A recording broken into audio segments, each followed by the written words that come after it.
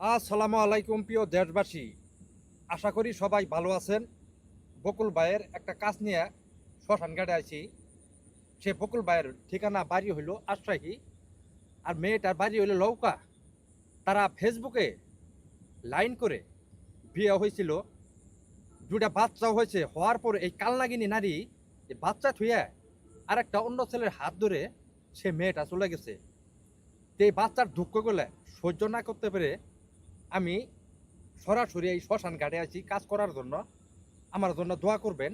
আমি বদ দিন সরাসরি হাজির করছি আমার দাদার প্রাচীন খালের কিতাব থেকে।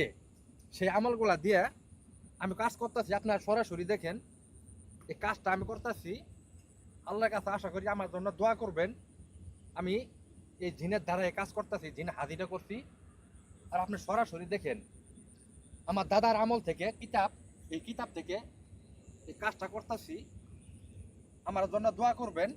এই কাজটা 12 ফিট পানি নিচে যায়, এই কাজটা কইরা থোয়া আসল লাগবো। আমার জন্য সবাই দোয়া করেন যেন ওই কালনাগিনী নারী যেন সেই ভাইটার কাছে চলে আসে।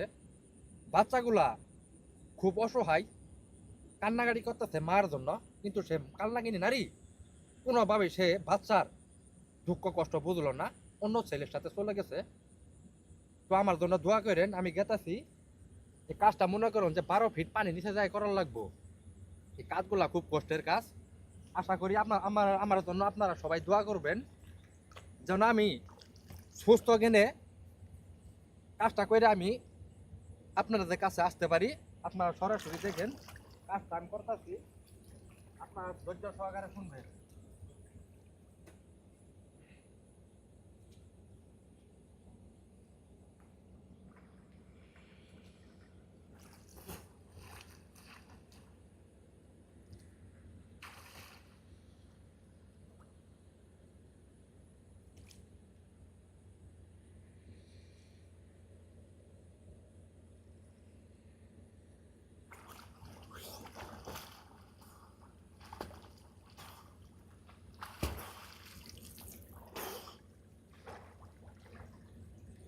আশা করি এই কাজগুলা খুব রিস্কের কাজ, জীবনের রিস্ক নিয়ে কাজগুলা করতে হয়।